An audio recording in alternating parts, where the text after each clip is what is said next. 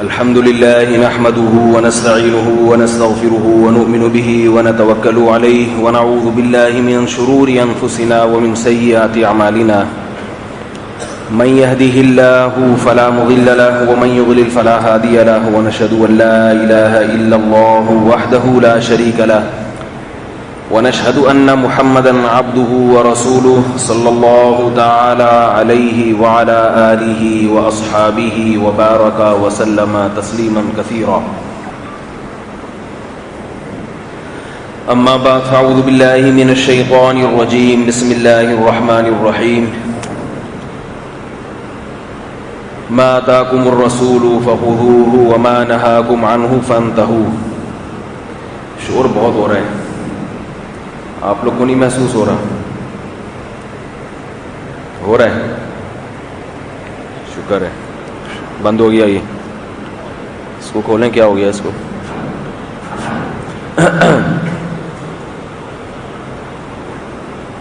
محرم کے حوالے سے 2-3 مسائل بیان کروں گا آج. جو درس قرآن کی ترتیب چل رہی ہے وہ پھر اگلے ہفتے سے انشاءاللہ اس کو چلائیں گے. جمعے کے دن میرا بیان ہوا ہے کہ ہم محرم کیسے منائیں. بیان کا نام کیا ہے؟ ہم محرم کیسے منائیں. وہ بیان ضرور سنیں آپ لوگ، اس میں آپ کو محرم منانے کا اسلامی طریقہ پتہ چلے گا انشاءاللہ. ابھی جو منانا جس طرح سے ہم لوگ منا رہے ہیں، عام طور پہ جو پبلک جس طرح سے محرم منا رہی ہے وہ اہل سنت والجماعت کا طریقہ نہیں ہے. بھائی 2 بڑے فرقے ہیں نا اسلام میں، ایک سنی اور شیعہ. تو آپ لوگ کیا ہیں؟ سنی ہیں. تو اگر سنی ہیں تو سنی طریقے سے محرم منائیں، اگر شیعہ ہیں تو شیعہ طریقے سے منایا. تو ہر آدمی اپنے مذہب کو، اپنے مسلک کو فالو کرتا ہے. تو محرم میں جو ہمیں کرنے کا حکم دیا گیا ہے وہ ہے 10 محرم کا روزہ رکھنا، عاشورہ کا روزہ. اس کی فضیلت ہے اسلام میں. دوسری بات ایک یہ ہے محرم کیسے منائیں، وہ تو میں بتا دیا. جمعے کا بیان سنیں. اب میں دوبارہ اس پر بیان کروں گا تو پھر بار بار ایک ہی چیز کا تکرار ہو جائے گا. ایک چیز ہے کہ بہت سے لوگ ہمارے بارے میں یہ سمجھتے ہیں کہ ہم صحابہ کرام میں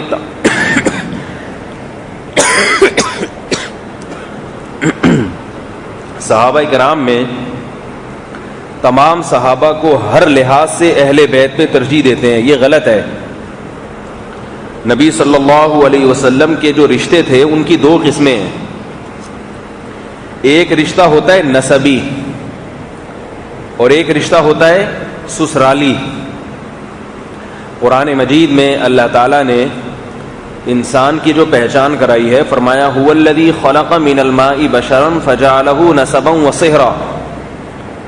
فرمایا اللہ تعالیٰ نے انسان کو ایک پانی سے بنایا اور اسے نسب والا بنایا اور سسرال والا بنایا. تو رشتہ داری کتنی قسم کی ہوتی ہے؟ بولے نا بھائی. ایک ہوتے ہیں نسبی جس کو خونی رشتے بھی کہا جاتا ہے. خونی رشتے جیسے آپ کی اولاد ہے، آپ کے بھائی اور آپ کی بہنیں ہیں، آپ کے چچا، ماموں، پھوپھی، خالہ. یہ رشتے کون سے رشتے ہیں؟ بول لو بھائی، بول لو. خونی، بلڈ. آپ بیان کے بعد مجھ سے ملیں، چھوٹا سا کام ہے آپ سے. یہ جو رشتے ہوتے ہیں نا بلڈ، جس کو خونی رشتے کہا جاتا ہے. اور ایک رشتے ہوتے ہیں جو باقاعدہ ایجاب و قبول سے وجود میں آتے ہیں، یعنی وہ پہلے سے نہیں ہوتے، ایک ایگریمنٹ کے تحت وہ آپ کے رشتہ بن جاتا ہے. وہ ہوتے ہیں سسرالی رشتے. بڑے خطرناک قسم کے عام طور پہ معاشرے میں پائے جاتے ہیں. یہ وہ رشتے ہیں جو آپ نے خود اپنے گلے میں اپنی مرضی سے ڈالے ہوتے ہیں. وہ ایجاب و قبول ہو گیا. بھائی ہاں بھائی، قاضی صاحب نے کہا تمہیں یہ قبول ہے، آپ نے کہا قبول ہے. تو جیسے ہی قبولہ تو وہ جو بیوی ہے وہ آپ کی بیوی بن گئی، وائف بن گئی.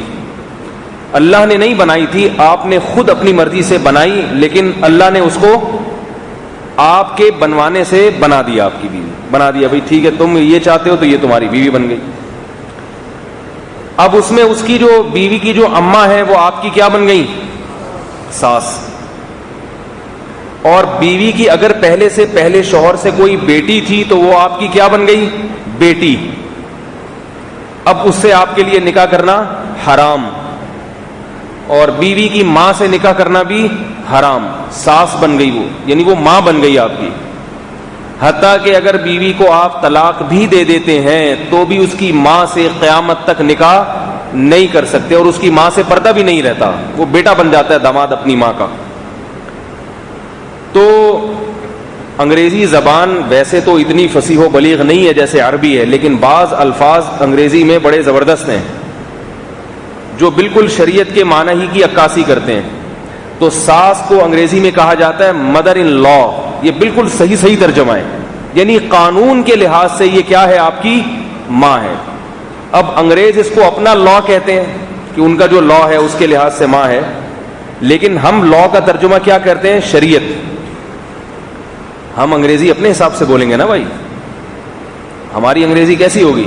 ہمارے حساب سے ہوگی. ہمارے ایک دوست تھے کوئٹہ کے، پٹھان، بڑے زبردست آدمی تھے.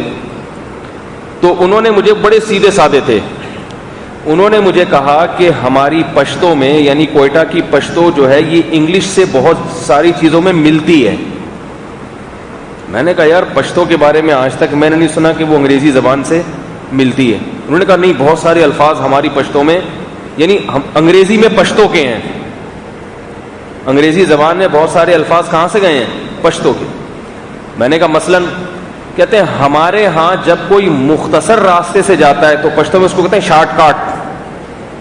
اسے کیا کہتے ہیں؟ شارٹ کاٹ. میں نے کہا بے بھائی یہ شارٹ کٹ انگلش کا لفظ ہے جو آپ کے ہاں رائج ہو کے آپ نے پشتو میں گھسیڑا ہے اس کو. ٹھیک. اب چونکہ آپ کو انگلش نہیں، وہ بیچارے میرے گاؤں کے تھے، دیہاتی سیدھے سادے، تو آپ کو چونکہ انگلش نہیں آتی ہے تو آپ کو پتہ ہی نہیں کہ یہ شارٹ کٹ لفظ انگلش میں استعمال ہوتا ہے. تو وہ انگلش سے کہیں ادھر ادھر سے گھوم گھام کے آپ کے گاؤں میں آ گیا، آپ نے اس کو شارٹ کٹ کو بنا دیا شارٹ کاٹ. اب آپ نے کسی انگریز سے سن لیا شارٹ کٹ تو آپ کو لگا یار یہ شارٹ کاٹ ہمارے گاؤں کا لفظ گورے بھی استعمال کر رہے ہیں. تو لیکن بعض چیزیں واقعتاً انگلش میں ایسی ہیں جو ہماری زبانوں سے گئی ہیں. فارسی میں برادر کہتے ہیں نا، تو یہ فارسی کا لفظ گوروں کے ہاں برادر بن کے چلا گیا. اور اسی طرح ارتھ، عربی میں ارض جو زمین ہے، یہ انگلش میں یہ جب لفظ گیا تو کیا بن گیا؟ ارتھ. تو بہت سارے لفظ انگلش میں عربی سے آئے ہیں، فارسی سے آئے ہیں، کیونکہ پہلے مسلمانوں کی حکومتیں تھیں، یہ لوگ ہمارے تابع رہا کرتے تھے، تو انہوں نے ہم سے سیکھا. اب یہ ہم پہ آ گئے ہیں، ہم ان کے ماتحت ہو گئے ہیں، تو الٹی کہانی چل رہی ہے. تو یہ جو لفظ ہے مدر ان لا، گورے تو کہتے ہیں ہمارے قانون کے لحاظ سے، مگر ہم اس کا اپنی زبان میں کیا ترجمہ کریں گے؟ شریعت کے قانون میں یہ کیا ہے؟ آپ کی ماں ہے. تو یہ رشتے کہلاتے ہیں سسرالی. ان کو آج کل اسرائیلی بھی کہا جاتا ہے، کیونکہ جو داماد ہے نا وہ سسرال کے سامنے ایسا لگ رہا ہوتا ہے جیسے فلسطینی اسرائیلی کے سامنے بیٹھا ہوا ہے. کوئی اسرائیلی اور فلسطینی بیچارہ کیسا ہے، اس پہ خوف سے ہوتا ہے نا، ایک اسرائیلی بڑے ظالم ہوتے ہیں. تو سسرال اسرائیل سے ملتا جلتا لفظ ہے، تو آپ بعض لوگ اس کو مجازن اسرائیل بھی کہتے ہیں، کہ بڑے ظالم ہیں. اللہ تعالیٰ سب کی اچھے کی رپورٹ رکھے. لیکن داماد لوگ بیچارے کافی ٹھٹرے سے رہتے ہیں. تو انگریزوں کے ہاں یہ ٹینشن اب ختم ہو گئی، صرف الفاظ رہ گئے ہیں. مدر ان لا رہ گئی، مگر مدر ان لا ان کیا ہے ہی نہیں، کیونکہ گرل فرینڈ جب بنا لیا کسی کو تو گرل فرینڈ کا تو کوئی رشتہ نہیں ہوتا نا اس کی اماں آپ کی اماں ہے، نہ اس کی بچی آپ کی بچی، کچھ بھی نہیں. تو یہ ہم لوگ کیا کرتے ہیں کہ خود سے باقاعدہ پیسے خرچ کر کے، چھوارے بٹوا کے، پورا ایک رشتہ قائم کر کے ایک اپنا ایک الگ سے بنا لیتے ہیں سسرالی رشتہ. تو قرآن مجید میں رشتوں کی پاسداری کا اللہ نے بہت زیادہ حکم دیا ہے، بہت زیادہ. درجنوں آیات ہیں کہ جنتی لوگ رشتہ داری جوڑتے ہیں، رشتہ داری کا خیال کرتے ہیں. اس کی بہت زیادہ شریعت میں تاکید ہے.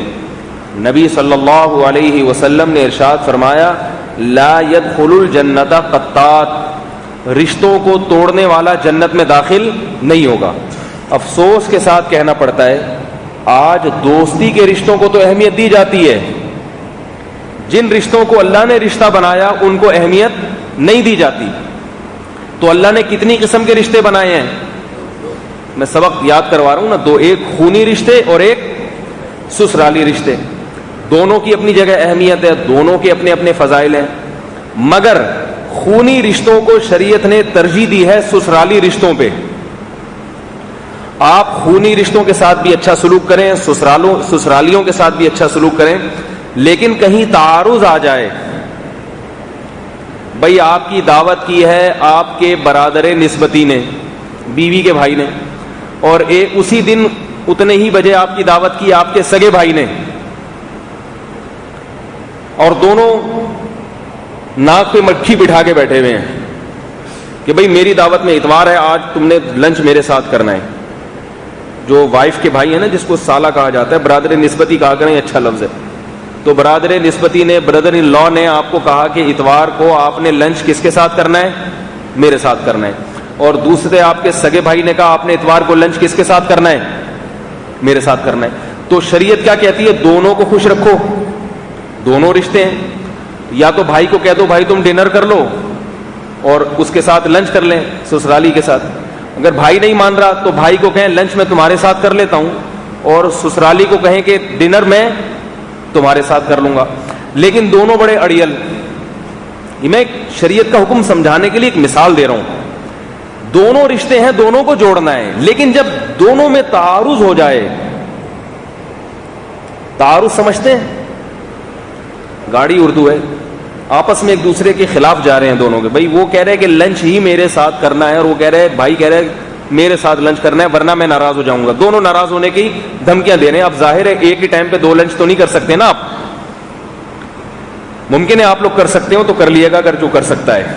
میں اپنی مثال دوں گا, میں نہیں کر سکتا, میں یہ کام نہیں کر سکتا کہ 2 لنچ. تو کوشش کریں گے کہ پھر کہ بھئی آدھا لنچ وہاں ہو جائے آدھا وہاں ہو جائے, مگر وہ اس پہ بھی راضی نہیں ہیں. وہ کہہ رہے ہیں نہیں, پورا کھانا تسلی کے ساتھ, روٹیاں گن کے رکھی ہوئی انہوں نے کہ کتنی کھاتا ہے. تو شریعت کیا کہتی ہے؟ ایسے موقع پہ آپ کس کو ترجیح دو گے؟ بولو بھائی, سگے بھائی کو. کیونکہ خونی رشتے میں اور سسرالی رشتے میں جب تعارض آئے گا تو کس کو ترجیح دی جائے گی؟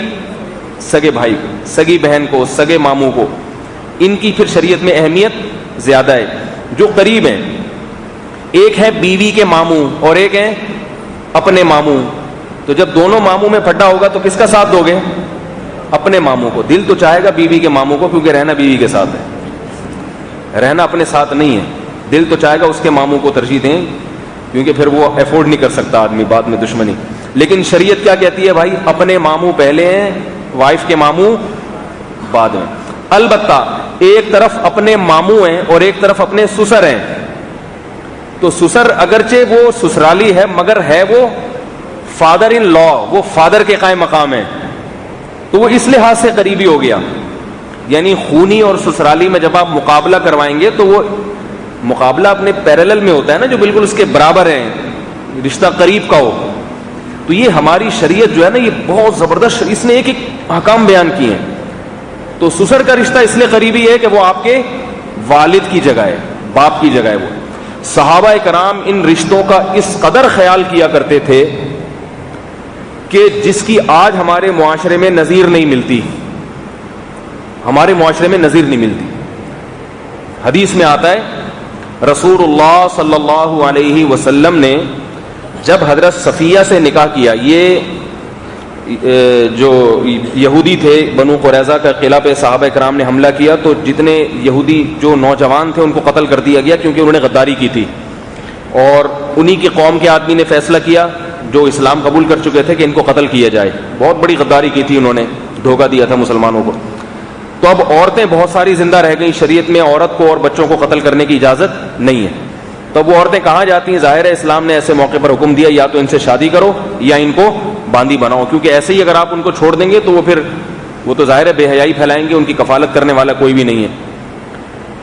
تو ان میں حضرت صفیہ رضی اللہ تعالی عنہا تھیں, یہ حضرت ہارون علیہ السلام کی اولاد میں تھیں. تو بہت ساری عورتیں باندیاں بن گئی تھیں, لونڈیاں بن گئی تھیں صحابہ کرام کی. یہ بھی لونڈی بن گئی تھیں. کسی نے آ کے صحابی نبی صلی اللہ علیہ وسلم کو مشورہ دیا کہ یہ تو ہارون علیہ السلام کی اولاد میں اور سردار کی بیٹی ہیں, آپ ان سے شادی کر لیں, اپنی بیوی بنا لیں. اسلام قبول کر چکی تھی یہ.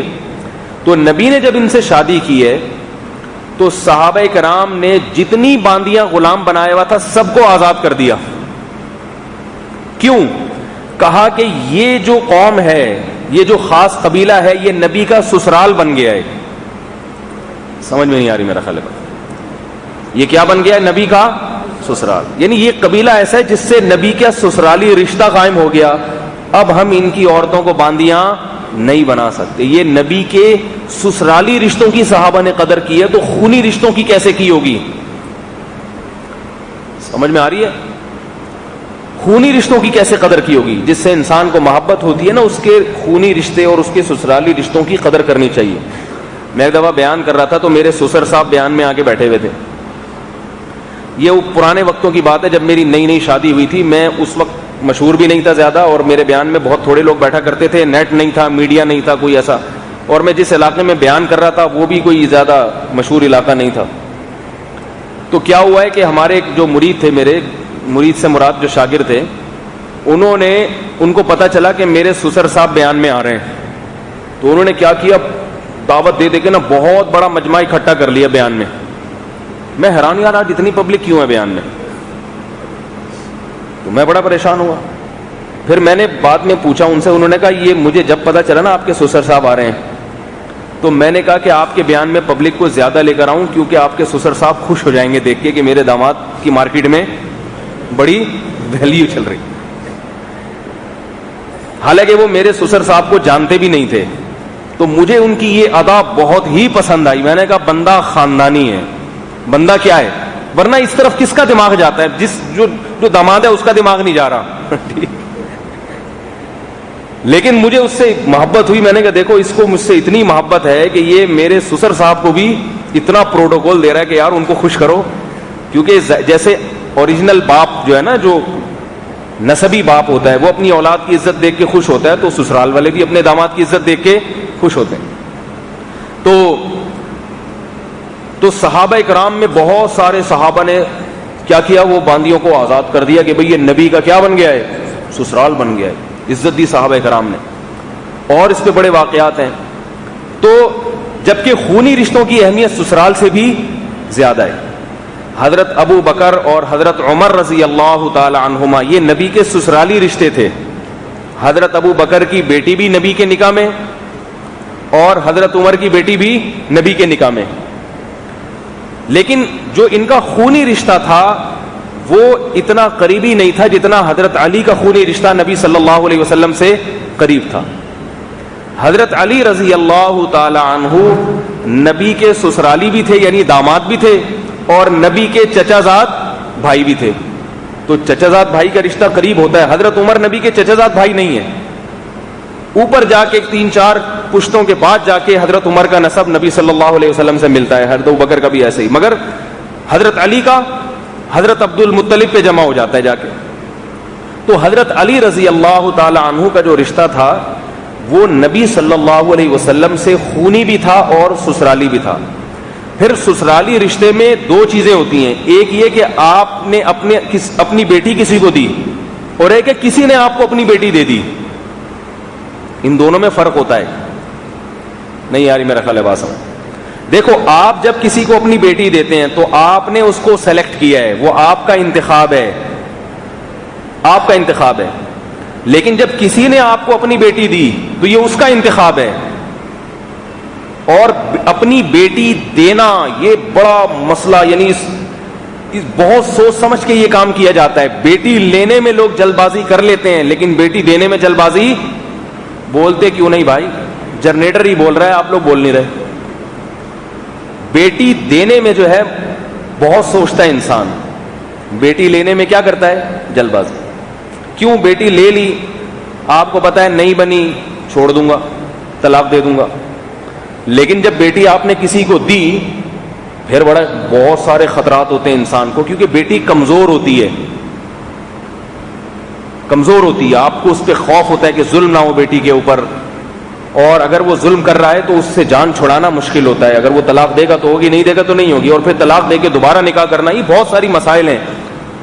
حضرت ابو بکر حضرت عمر رضی اللہ تعالی عنہ کو یہ تو فضیلت حاصل ہے کہ وہ نبی کے یار تھے, نبی کے ساتھ دفن ہوئے, فضیلت کلی حاصل ہے. لیکن حضرت علی کو کیا فضیلت حاصل ہے؟ ایک تو خونی رشتہ ان کا نبی سے زیادہ قریب ہے, دوسرا نبی نے ان کو اپنی بیٹی دی ہے, اور ابو بکر عمر رضی اللہ عنہ سے بیٹیاں لی ہیں. نہیں آئی بات سمجھ؟ میں اس لیے کہہ رہا ہوں کہ ہمارے ہاں بہت سی چیزوں میں بہت مبالغہ ہوتا ہے.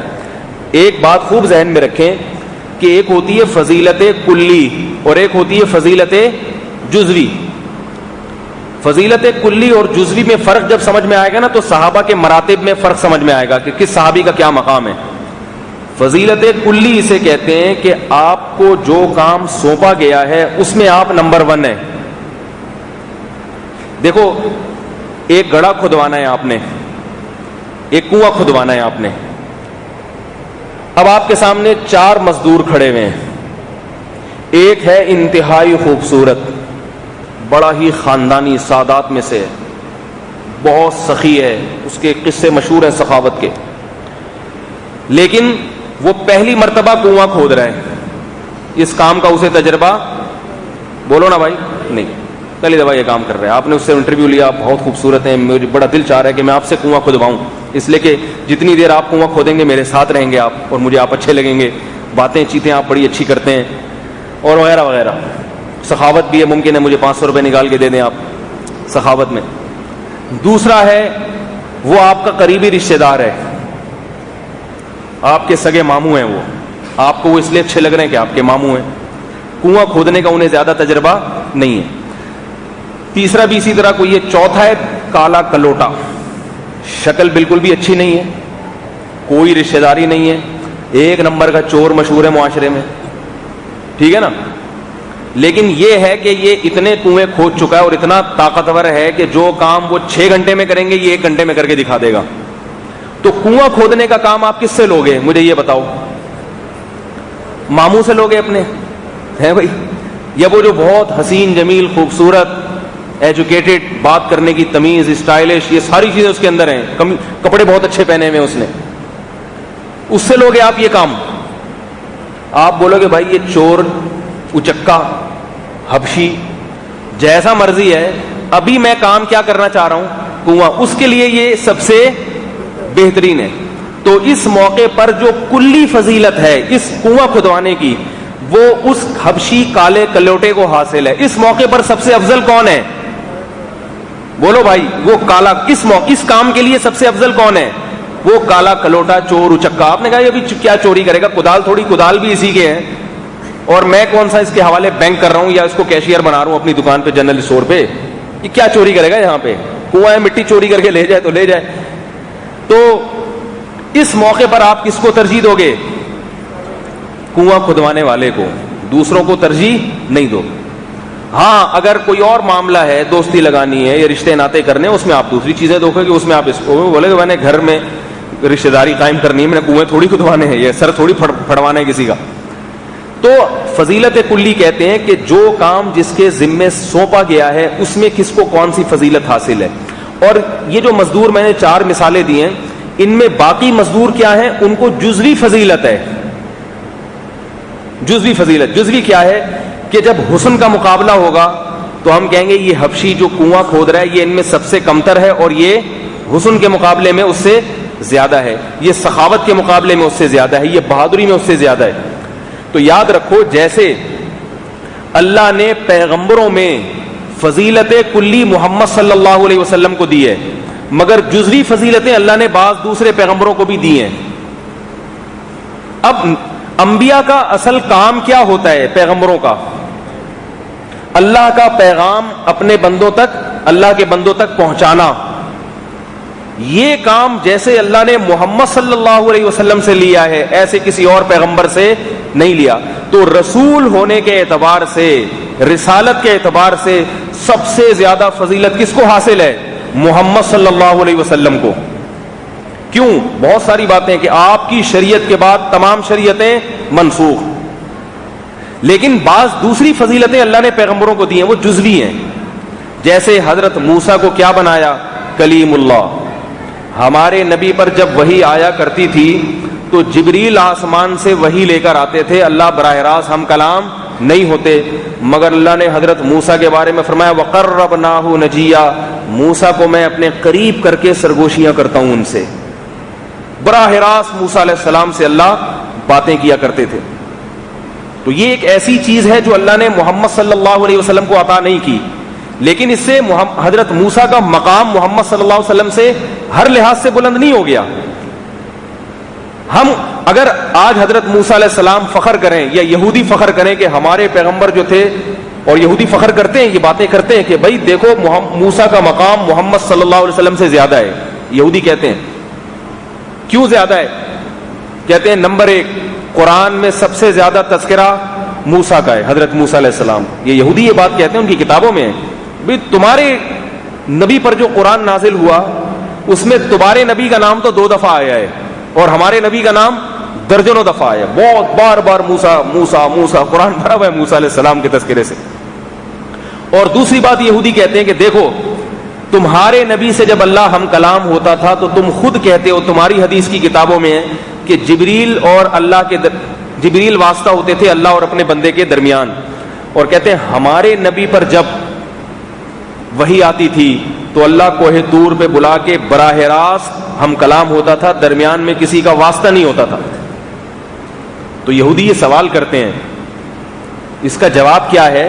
بھائی ہم مانتے ہیں یہ فضیلت، لیکن رسالت جو پیغمبروں کا بنیادی کام ہے اس میں اللہ نے محمد صلی اللہ علیہ وسلم کو حضرت موسیٰ پہ فضیلت دی ہے۔ کیسے؟ نبی نے فرمایا لو کان موسیٰ حیا لما وسعہ اتباعی، اگر آج موسیٰ علیہ السلام زندہ ہوتے، ہمارے درمیان موجود ہوتے، تو موسیٰ کی نجات بھی اسی وقت ہو سکتی تھی جب وہ میری پیروی کریں۔ ٹھیک ہے موسیٰ علیہ السلام اللہ سے ہم کلام ہونے کے لیے کوہ طور پہ جائیں گے اور مجھے اللہ وہی جبریل کے ذریعے کرے گا، لیکن میرے پاس جو جبریل کے ذریعے وہی آئے گی، اللہ کوہ طور پہ موسیٰ کو بلا کے براہ راست کیا کہیں گے کہ جاؤ جو میں جبریل کے ذریعے محمد صلی اللہ علیہ وسلم پر وحی کر رہا ہوں، ان کو جو حکام دے رہا ہوں، جاؤ محمد صلی اللہ علیہ وسلم سے جا کے پوچھو۔ جب تک محمد صلی اللہ علیہ وسلم نہیں تھے میں تمہیں براہ راست احکام دے دیا کرتا تھا، اب جب محمد دنیا میں آ چکے ہیں صلی اللہ علیہ وسلم تو میں تم سے براہ راست کلام تو کروں گا، مگر وہ کلام ہوگا کیا کہ جاؤ محمد صلی اللہ علیہ وسلم سے پوچھو کہ تمہاری نجات کیسے ہوگی۔ بہت مشکل ہے سمجھانا، آ گئی یہاں تک سمجھ میں؟ مثالوں سے بات کوشش کرتا ہوں تو اسی طرح مشکل مضامین آسان کر کے آپ کے دماغوں میں اتار دوں۔ اللہ نے حسن میں کس کو فضیلت دی؟ یوسف علیہ السلام کو۔ اب اگر کوئی کہے، ہم یہودیوں سے یہ کہہ سکتے ہیں، یہودی بھی یہ بات مانتے ہیں کہ یوسف علیہ السلام دنیا کے حسین ترین انسان تھے، یہودی بھی مانتے ہیں، تو ہم ان سے کہہ سکتے ہیں کہ پھر تو موسیٰ علیہ السلام زیادہ افضل ہیں یا یوسف علیہ السلام؟ یہودی کہیں گے موسیٰ علیہ السلام، ہم کہیں گے بھائی اللہ نے حسن تو حضرت موسیٰ کو اتنا نہیں دیا جتنا یوسف علیہ السلام کو دیا۔ تو یہودی کا کیا جواب ہوگا؟ یہی کہ بھائی وہ ایک جزوی چیز ہے۔ وہ کیا ہے؟ جزوی چیز ہے۔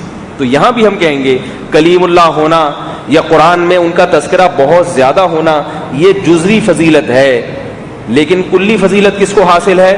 محمد صلی اللہ علیہ وسلم۔ تو اسی طرح یاد رکھو صحابہ کرام میں کلی فضیلت سب سے زیادہ پہلے نمبر پہ کس کو حاصل ہے؟ حضرت ابو بکر صدیق رضی اللہ تعالیٰ عنہ کو۔ کیوں؟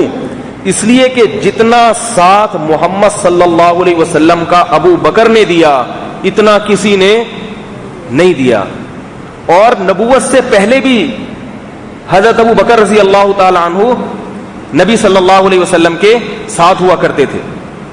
حضرت عمر کہا کرتے تھے کہ ابو بکر مجھے ایک نیکی اپنی دے دیں، جو رات انہوں نے غار میں محمد صلی اللہ علیہ وسلم کے ساتھ گزاری تھی، جب مشرکین مکہ نے آپ کو نکال دیا اور ابو بکر نے آپ کا ساتھ دیا، آپ کے ساتھ گئے اور غار میں رات گزاری، کس طریقے سے وہ پورا واقعہ قرآن نے بیان کیا اور قرآن نے اس کا تذکرہ کیا ہے۔ قرآن نے کیا کہا ہے صحابہ کو اور پوری دنیا کے تمام انسانوں کو؟ الفاظ دیکھو کہ اے ایمان والو اگر تم محمد صلی اللہ علیہ وسلم کی مدد نہیں کرو گے، کیسے عجیب الفاظ ہیں، تو تحقیق اللہ نے اس وقت محمد کی مدد کی ہے کہ جب مشرکین نے ان کو نکال دیا، ثانی اثنین اذ ہما فی الغار، جب محمد اور ان کے ساتھی غار میں موجود تھے، اذ یقول لصاحبہ لا تحزن، محمد اپنے دوست سے اور ساتھی سے کہہ رہا تھا اے ابو بکر غم نہ کر، ان اللہ معنا، اللہ ہمارے ساتھ ہے صلی اللہ علیہ وسلم. تو قرآن کیا کہہ رہا ہے؟ ساری دنیا کو ایک طرف کہ تم ساری دنیا محمد صلی اللہ علیہ وسلم کا ساتھ چھوڑ دو، لیکن اللہ نے اس وقت بھی مدد کی جب محمد اور اس کے ساتھی کس میں تھے؟ غار میں. کیا مطلب؟ محمد صلی اللہ علیہ وسلم اور ان کے ساتھی ابو بکر کو ایک طرف رکھا اور ساری دنیا کے سارے انسانوں کو قرآن نے، بولو بھائی، دوسری طرف. تو قرآن حضرت ابو بکر کے علاوہ تمام انسانوں سے کہہ رہے کہ تمہارا دل چاہے ساتھ دو، دل چاہے ساتھ نہ دو، نہیں دو گے تو اللہ تو ساتھ دے. اللہ نے تو اس وقت بھی ساتھ دیا جب محمد اپنے ساتھی کے ساتھ غار میں تھے. تو پتہ چلا کہ اللہ نے اس وقت بھی محمد صلی اللہ علیہ وسلم کو تنہا نہیں رکھا بلکہ ابو بکر کے ساتھ رکھا ہے.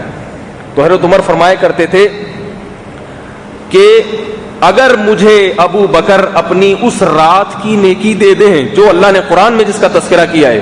اور ثانی اثنین، الفاظ دیکھو، اللہ فرمانے جب محمد دو میں سے ایک تھے، دو میں سے ایک تھے، دوسرے کا تذکرہ بھی آ رہا ہے، خود بخود دوسرے کا تذکرہ بھی آ رہا ہے. اذ یقول لصاحبہ، جب اپنے ساتھی سے کہہ رہے تھے. تو حضرت ابو بکر کو اللہ نے محمد صلی اللہ علیہ وسلم کا خاص ساتھی کہا ہے. سب صحابہ کو ساتھی کہا، مگر ابو بکر کو الگ سے ساتھی کے لفظ سے خطاب کیا، دوست کے لفظ سے خطاب کیا. یہ بہت بڑی فضیلت ہے، بہت بڑی فضیلت. تو حضرت عمر کہا کرتے تھے کہ اگر ابو بکر مجھے وہ اس ایک رات کی نیکی دے دیں تو میں اپنی ساری زندگی کی ساری نیکیاں دینے کے لیے تیار ہوں. وہ نیکی میں حاصل نہیں کر سکتا اور وہ نیکی نہیں کما سکتا میں. تو اسی یہ فضیلت کلی ہے. یہ کس کو حاصل ہے؟ بولو بھائی، حضرت ابو بکر. دوسرے نمبر پہ جو فضیلت کلی حاصل ہے وہ حضرت عمر رضی اللہ تعالی عنہ کو حاصل ہے. تیسرے نمبر پر جو فضیلت کلی، فضیلت کا مطلب محمد صلی اللہ علیہ وسلم کے ساتھی ہونے میں یا آپ کا ساتھ دینے میں یا دین کو دنیا میں غالب کرنے میں، کیونکہ نبی کا مشن کیا تھا؟ دین دنیا میں غالب آ جائے. تو اس دین کو دنیا میں غالب کرنے میں سب سے بڑا کردار حضرت ابو بکر کا، پھر حضرت عمر کا، پھر حضرت عثمان کا اور پھر حضرت علی رضی اللہ تعالیٰ عنہ کا ہے.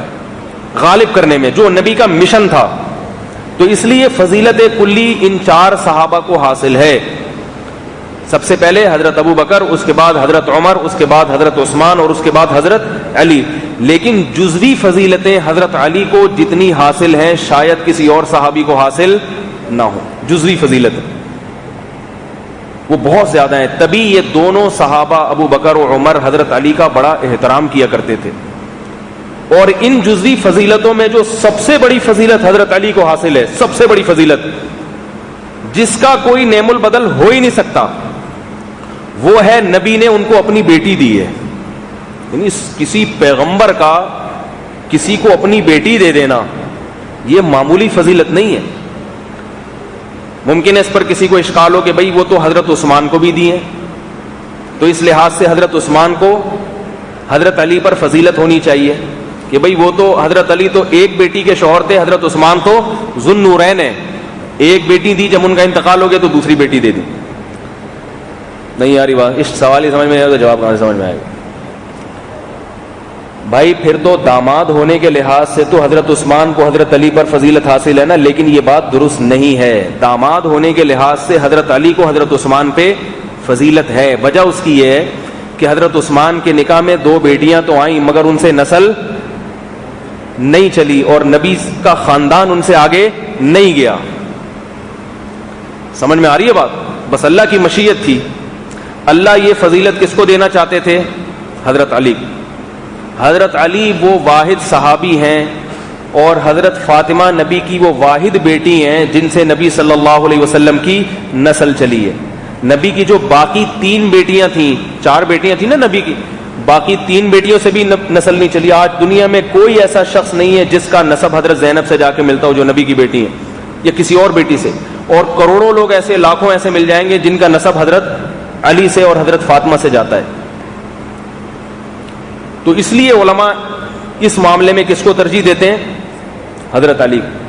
حدیث میں آتا ہے کہ جب حضرت فاطمہ رضی اللہ تعالی عنہا بالغ ہوئی ہیں، حضرت ابو بکر نے ارادہ کیا ان سے نکاح کرنے کا، حضرت عمر نے بھی ارادہ کیا ان سے نکاح کرنے کا، اور پیغام بھیجا.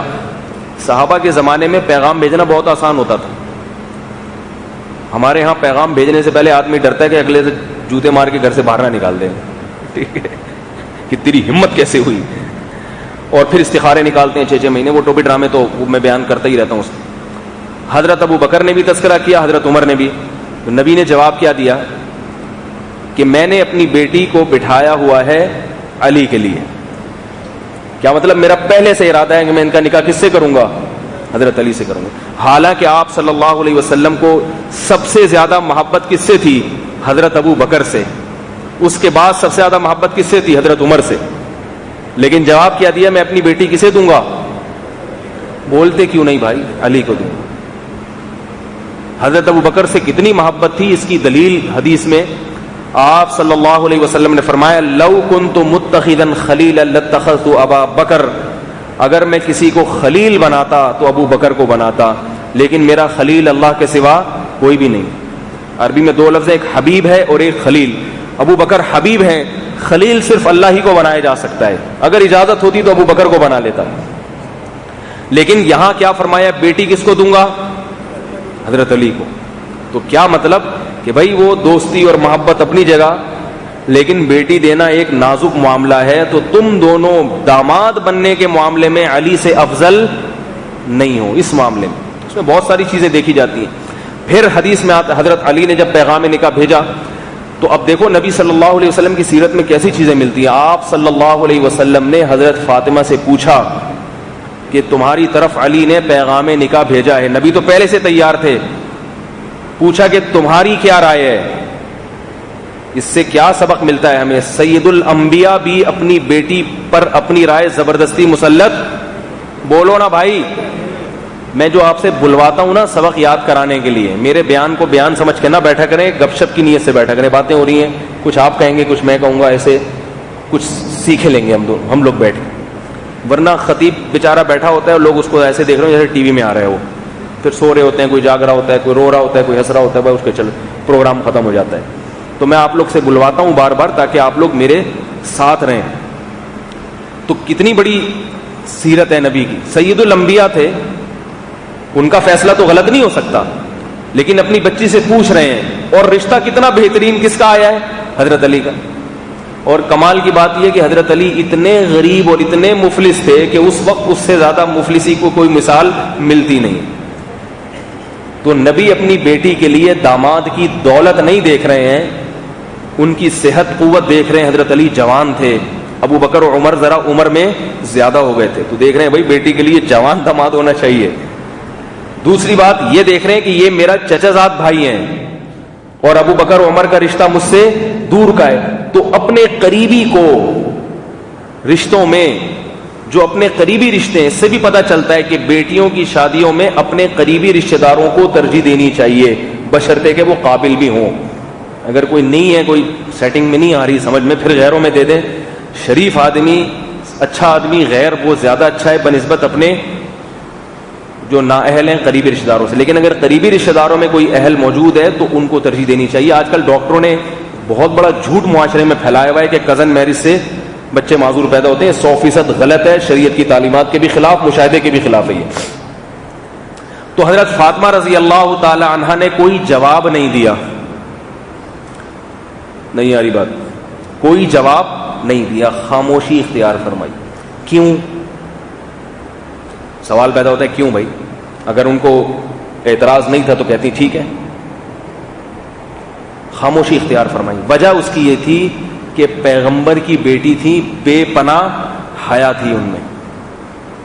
سمجھ میں نہیں آ رہی میرے خیال؟ کیا تھی؟ حیا. رشتے کا مسئلہ ہے, میں اپنے منہ سے کیسے کہوں, بس خاموشی. تو نبی صلی اللہ علیہ وسلم آپ کی خاموشی کو دیکھ کر سمجھ گئے کہ یہ اس رشتے پر راضی ہیں. اسی لیے نبی صلی اللہ علیہ وسلم نے فرمایا البکر اذنھا سماطھا, کنواری لڑکی سے جب نکاح کا پوچھا جائے گا تو اس کی خاموشی اس کی رضا ہے. سمجھ میں آ رہی ہے بات؟ لیکن یہ جب ہے جب ابا دادا کوئی پوچھے, ایسے اجنبی آدمی نے کہیں اس کا نکاح کرا دیا, میں نے تمہارا نکاح فنا کرا دیا, قبول ہے, وہ چپ بیٹھی ہوئی ہے, تو آپ کا چپ ہو گیا نکاح. ایسا نہیں ہوتا, کیونکہ وہ اس لیے چپ ہے, وہ آپ کو لفٹ ہی نہیں کرا رہی. تو کون ہوتا ہے بھائی میری شادی کرانے والا؟ لیکن ابا نے اگر نکاح کرا دیا اپنی بیٹی کا مسجد میں آ کے قاضی صاحب سے کہا ہمیں نکاح پڑھاتے ہیں، بچی کو بھی پتہ نہیں ہے. پھر بچی کو جا کے خبر دی بیٹا میں نے فلاں سے تمہارا نکاح کرا دیا ہے. تو مسئلہ خوب سمجھ لیں، اگر بچی خاموش رہ گئی اس موقع پر تو نکاح ہو گیا. کنواری لڑکی تھی، اگر وہ چپ بیٹھی رہی چپ تو نکاح کیا ہوا؟ ہو گیا. یہ میں اس لیے بتا رہا ہوں کہ بعض خواتین کے ایسے کیسز آتے ہیں، وہ کہتے ہیں ہم نے تو کچھ بولا ہی نہیں تھا. تو بھائی بولا ہی نہیں تھا تو ہو گیا بس نکاح. اگر اس کو پسند نہیں ہے تو کہ ابا مجھے منظور نہیں. کل بھی کوئی ایسا کیس آیا، ایک صاحب کہہ رہے ہیں میری شادی ہوئی تھی، لڑکی راضی نہیں تھی، ابا نے اس کی شادی کر دی. سوری، اس کی شادی نہیں، اس کی کہیں سیٹنگ تھی کسی خاتون سے، اس کی ابا نے کہیں اور شادی کر دی.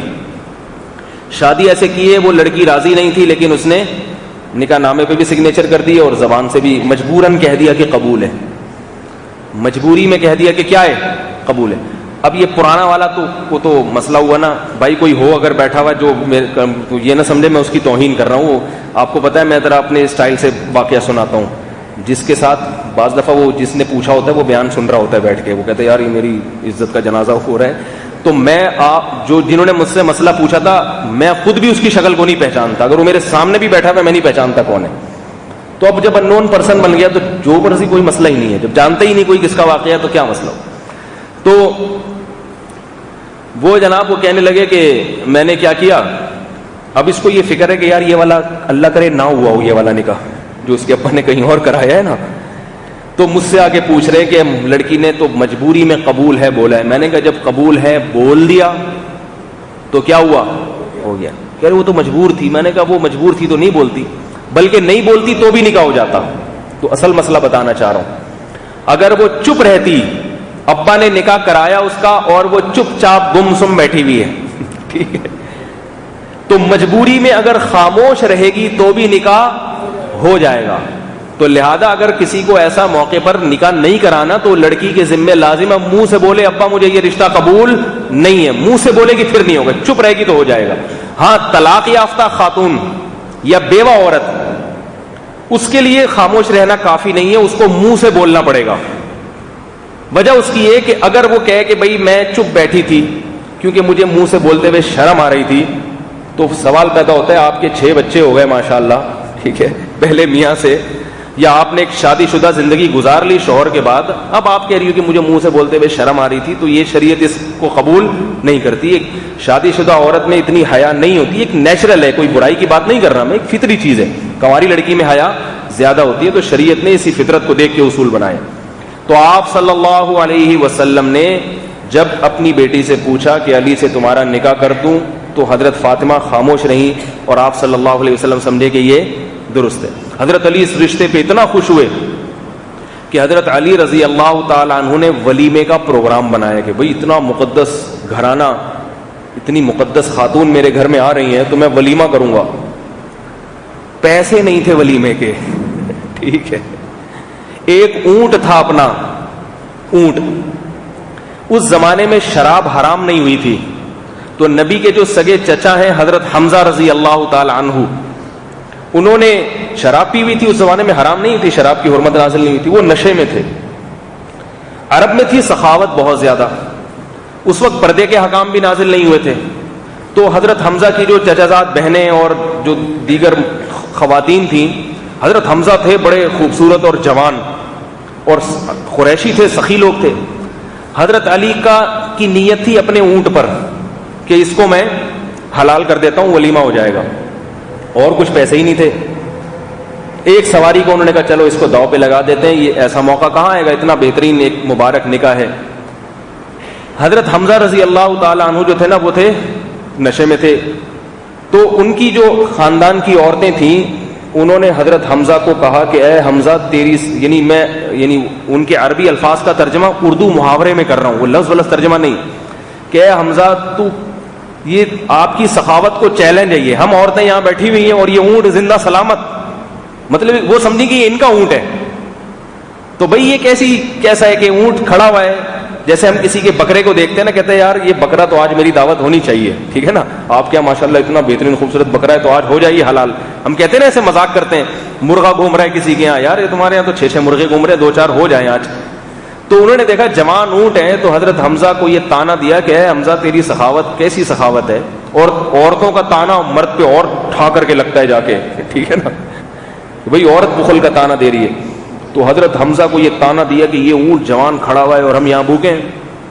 حضرت حمزہ یہ بھول گئے کہ یہ میرا اونٹ نہیں ہے, کس کا ہے, یہ علی کا اونٹ.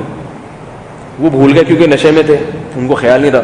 وہ ایک دم اٹھے, انہوں نے اونٹ کو نہر کیا, گرایا. عربوں میں تھوڑی دیر کے اندر نا اونٹ کو بالکل گوشت کاٹ دو, بڑے ماہر تھے اس کے. تو حضرت علی جب واپس آئے ہیں تو دیکھیں اونٹ کی چانپیں وہاں پہ اور پائے وائے پک رہے ہیں. صحیح ہے, اس کی تشکیل ہو چکی ہے. حضرت علی فرماتے ہیں کہ لم املک عینایا, میں اپنی آنکھوں پہ قابو نہ رکھ سکا. کتنے جری تھے, کتنے بہادر تھے, مگر یہ منظر دیکھ کے رو پڑے. کس بات پہ رو رہے ہیں؟ اونٹ ضائع ہونے پہ نہیں, کہ ولیمے کا اتنا بہترین آپشن, اور ضائع بھی کس نے کیا؟ میرے اپنے چچا نے. وہ جب حضرت حمزہ کو ہوش آیا تو انہوں نے یہ کیا ہو گیا بھائی, ٹھیک ہے, وہ چانپے وہاں پہ سب کی تشکیل ہو چکی تھی. تو یہ بڑا دلچسپ واقعہ ایک تاریخ میں. تو حضرت علی کو یہ فضیلت حاصل ہے کہ اللہ کے نبی صلی اللہ علیہ وسلم نے ان کو اپنی بیٹی دی, اور پھر ان سے حضرت حسن اور حسین پیدا ہوئے. حضرت حسن حسین کو حضرت علی نے اتنی محبت نہیں دی جتنی نبی صلی اللہ علیہ وسلم نے دی. آپ صلی اللہ علیہ وسلم ان کو اپنے بچوں کی طرح سمجھتے تھے. اور حضرت حسن اور حسین شکل و صورت میں بھی حضرت علی سے مشابہت کم تھی اور نبی سے مشابہت زیادہ تھی. ایک صحابی فرماتے ہیں کہ اللہ کی قسم, نبی سے سب سے زیادہ مشابہت حضرت حسن کی ہے. کوئی بھی نبی کے اتنے مشابہ نہیں جتنے حضرت حسن. اور آپ صلی اللہ علیہ وسلم اتنی محبت کیا کرتے. ایک دفعہ جمعے کے دن خطبہ دے رہے ہیں نبی صلی اللہ علیہ وسلم, خطبہ دے رہے ہیں. خطبے کے دوران امام کا کیسا وقار اور روب ہوتا ہے نا, خطبے کے دوران کیسا ممبر پہ کھڑا ہوتا ہے. مجھے بھی لوگ کہتے ہیں آپ ویسے بڑے بے تکلف رہتے ہیں, لیکن جمعے کے دن جب آپ خطبہ دے رہے ہوتے ہیں بڑا ڈر لگ رہا ہوتا ہے کہ ڈنڈا ہی کھینچ کے نہ مار دیں. خطبے میں ایک روب ہوتا ہے, اس کی ایک الفاظ بڑے شائستہ ہوتے ہیں اس کے. تو نبی صلی اللہ علیہ وسلم جب خطبہ دیتے ہوں گے اور سامنے بڑے بڑے صحابہ بیٹھے, وہ کیسی مجلس ہوتی ہوگی. لیکن حدیث میں آتا ہے آپ صلی اللہ علیہ وسلم جمعے کا خطبہ دے رہے ہیں مسجد نبوی میں کھڑے ہو کر, اور مسجد کے دروازے پر آپ کو حسن اور حسین نظر آ گئے, دونوں بچے. اتنے خوبصورت تھے یہ دونوں کہ ان کا نام نبی نے رکھا ہے حسن. حسن کہتے ہیں خوبصورت کو. جب دوسرا بیٹا پیدا ہوا نا تو آپ صلی اللہ علیہ وسلم نے فرمایا یہ تو پہلے سے بھی زیادہ خوبصورت ہے, تو ان کا نام رکھا حسین. حسین بھی خوبصورت کو کہتے ہیں, لیکن حسین کا اور حسن میں فرق یہ کہ حسین کہتے ہیں چھوٹا, یعنی چھوٹا آدمی. چھوٹے سے مراد کیونکہ عمر میں کم تھے, تو کم عمری کی وجہ سے ان کو حسین اور بڑے والے کو حسن نام دیا. اس لیے یہ نام بہت اچھے ہیں. لوگ مجھ سے پوچھتے ہیں بچوں کا نام بتائیں, تو میں ان کو پہلے نمبر پہ حسن یا حسین بتاتا ہوں. ہمارے حضرت فرمایا کرتے تھے بچوں کا جب نام رکھیں تو اس میں ان الفاظ کو دیکھا کریں, یا تو ہا سین نون آ رہا ہو, ہا سین نون, کیونکہ یہ حسن سے نکلا ہے. حسن سے صرف خوبصورتی کو نہیں کہتے, ہر چیز میں عمدگی کو عربی میں حسن کہا جاتا ہے. تو ہا سین نون جس نام میں بھی آ رہا ہے وہ نام رکھیں. جیسے حسن ہے, حسین ہے, محسن ہے, احسن ہے, حسان ہے. سمجھ گئے؟ 5 نام تو یہ ہو گئے, حسن, حسین, محسن, احسن اور حسان. اور بھی شاید کوئی حسین بھی ٹھیک ہے. تو بچوں کا نام ان 6 ناموں میں سے ایک رکھا کریں. یہ بہت بہترین سلیکٹڈ نام ہے. دوسرا, یہ نہیں رکھنا چاہتے تو ایسا نام رکھیں جس میں حامیم اور دال آ رہا ہو. حامیم اور دال, حمد, قابل تعریف. کیونکہ حامیم دال جس نام میں آ رہا ہے تو بچے کو جب بھی لوگ پکاریں گے تو کیا مطلب؟ قابل تعریف, یہ تعریف کے قابل ہے, اس کی صفات اچھی ہیں. جیسے حماد ہے, محمد ہے, احمد ہے, حمید ہے, اور بھی بتائیں. حامیم دال آ رہا ہو, حامد ہے, احد نہیں, احد میں حامیم دال نہیں آ رہا. احمد ہے, محمد ہے, حماد ہے, حمید ہے, اور بھی شاید بات میں سوچوں تو دماغ میں آ جائے. جی مبشر میں باشیر, آپ کا نام تھوڑی جو مبشر سے آپ بیٹھے ہوئے تو مبشر. اچھا, محمود, محمود, یہ لفظ محمود نہیں ہے, محمود. محمد بھی ہے, محمد بھی ہے. تو یہ سب نام ہوئے جن میں قابل تھا. تیسرے نمبر پہ حضرت فرمایا کہ بالکل صحیح بات فرماتے تھے, بہت اچھا یہ نام رکھنے میں ایک بہت اچھی ایک پہلو ہے جس کو انہوں نے ہائی لائٹ کیا.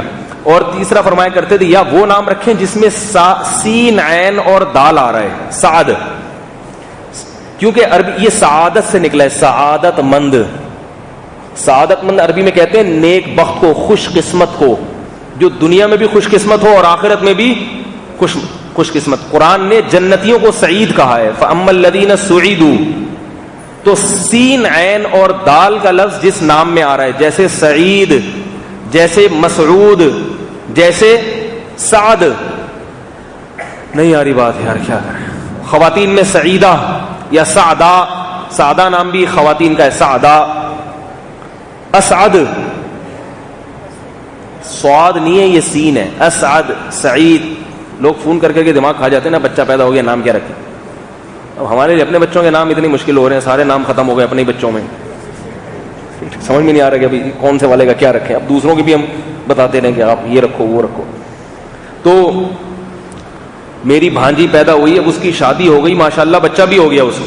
ابھی تک اس کا نام نہیں رکھ سکا میں، کیونکہ میری ہمشیرہ نے مجھے کہا کہ بھائی اس کا نام بتاؤ. تو سوچتے رہے کیا، سارے پورے خاندان میں ہر نام مارکیٹ میں موجود تھا.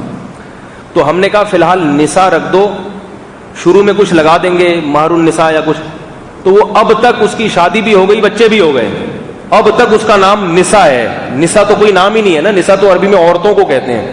اب تک شروع میں کچھ لگائیں گے، ٹائم ہی نہیں مل رہا. ٹھیک ہے، ٹائم ہی نہیں مل رہا. کیونکہ وہ ہمارے یہاں جب بچے خاندان میں پیدا ہوتے تھے تو میں چونکہ مولانا صاحب تھا، مدرسے میں پڑھ رہا تھا، تو اکثر مجھ سے رشتہ دار رابطہ کرتے تھے، بھائی آپ بتائیں. تو بھانجے بتیجے وہ تو بھائی مجھ سے پوچھا کیا نام رکھیں، تو بعضوں کے تو رکھ دیے، بعض اب تک کھٹائی میں پڑا گیا ان کا معاملہ. تو میں کہتا ہوں اب ضرورت نہیں ہے، اب ان کے پوتے نواسے خود ہی اپنی دادی کا نام مرنے کے بعد تجویز کر لیں گے، قبر پہ لکھ دیں گے. ٹھیک ہے، تو چھوڑو، اب جو چل گیا مارکیٹ میں چل گیا. صحیح ہے غلط ہے اب کیا کرنا ہے اس کا. بعض لوگ غلط نام سے اتنے مشہور ہو جاتے ہیں کہ صحیح نام لوگوں تو پہچان. ہمارے محلے میں ایک لڑکا تھا، نام تو اس کا میں نہیں بتاؤں گا کیونکہ وہ کہیں بیان سن لے بولے یار. اس کو لڑکے ملائی کہتے تھے، ملائی. وہ بالکل سفید چٹا تھا، سفید بالکل وائٹ.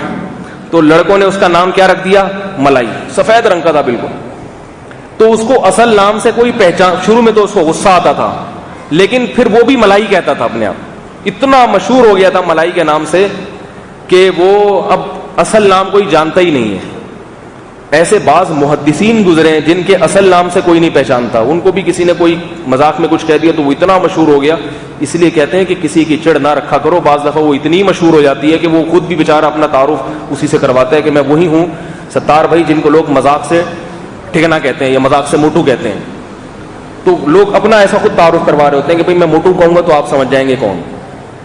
تو اس لیے کسی کا نام، ایک صاحب کو میں نے فون کیا تو ان کا فون آیا. میں نے کہا کون بات کر رہے ہیں؟ وہ کہہ رہے ہیں جس کو آپ نے ہیلمٹ کہا تھا. ہیلمٹ بیٹھے ہوئے ہیں ابھی، بتاؤں گا نہیں کون ہے. ان کا ماشاءاللہ سر اتنا بڑا ہے. میں نے ایک دن مذاق میں کہہ دیا، میں نے کہا آپ کو تو ہیلمٹ پہننے کی ضرورت ہی نہیں ہے، آپ کو تو ماشاءاللہ پہلے سے ہیلمٹ ہی فٹ ہوا ہوا ہے. مذاق میں کہا. تو اب اصل نام مجھے معلوم نہیں تھا تو مجھے فون کیا. میں نے کہا کون بات کر رہے ہیں؟ کہہ رہے ہیں وہ جن کو آپ نے ہیلمٹ کہا تھا.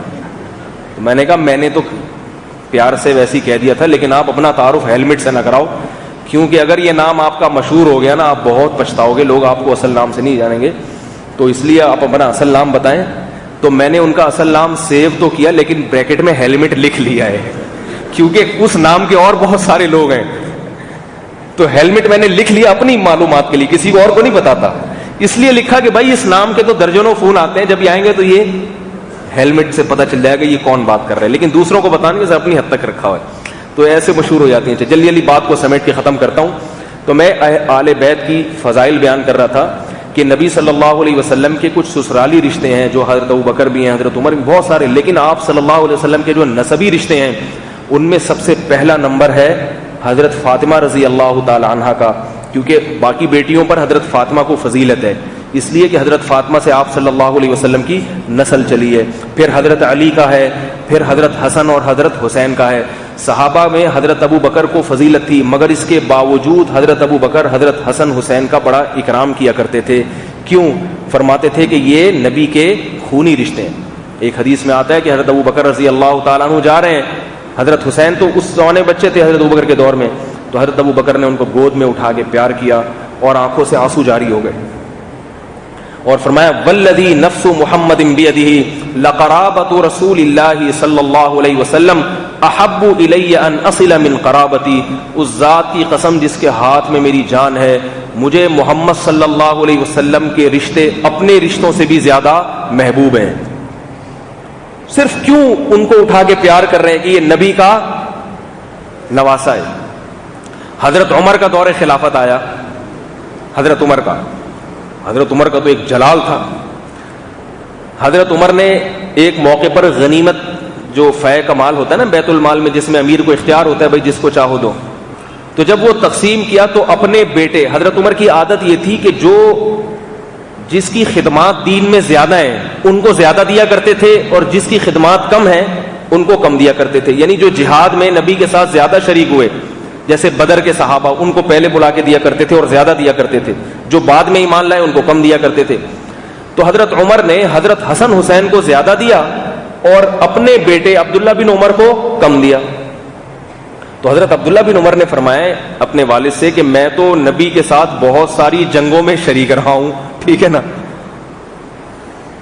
تو میری خدمات تو زیادہ ہیں، حسن حسین تو نبی کے زمانے میں چھوٹے بچے تھے، تو آپ ان کو ترجیح دے رہے ہیں اور مجھے پیچھے رکھ رہے ہیں۔ تو حضرت عمر نے بڑا عجیب جواب دیا، فرمایا ہل ابو کا مثل ابیہما، بتاؤ کیا تمہارا باپ ان کے باپ جیسا ہے؟ یعنی حضرت علی کو اپنے اوپر فضیلت دی کہ بھئی ان کے باپ تو نبی کے داماد ہیں اور تمہارا باپ نبی کا داماد نہیں ہے، تو کیا تمہارا باپ ان کے باپ جیسا ہے؟ آگے فرمایا ہل امو کا مثل امیہما، کیا تمہاری ماں ان کی ماں جیسی ہے؟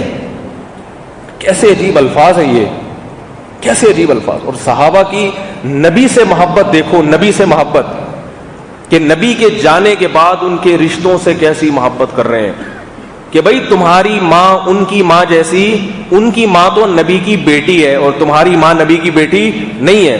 اور آگے فرمایا ہل جدو کا مثل جدیہما، کیا تمہارے نانا ان کے نانا جیسے ہیں؟ تمہارے نانا تو صحیح ہے نا، میرے سسر ہو گئے نا، حضرت عمر کے سسر، اور حسن اور حسین کے نانا کون ہے؟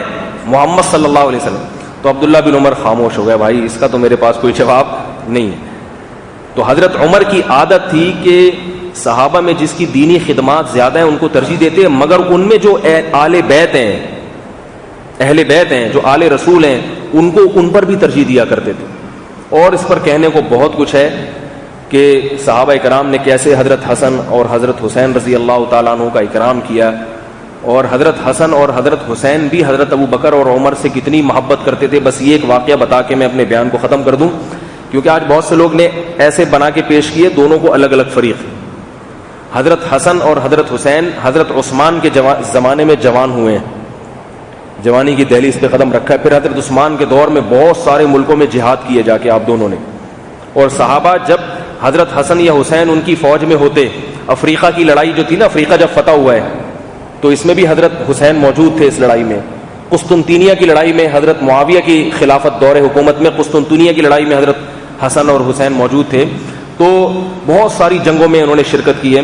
تو جس جنگ میں یہ موجود ہوا کرتے تھے، صحابہ فخر کیا کرتے تھے اور کہتے تھے ہمیں انشاءاللہ ضرور فتح ملے گی، اس لیے کہ ہمارے درمیان محمد صلی اللہ علیہ وسلم کی اولاد موجود ہے۔ اور ایک جنرل نالج کے لیے ایک بات بتا دوں، حضرت حسین کی جو اولاد ہے صرف حضرت زین العابدین سے چلی ہے نسل۔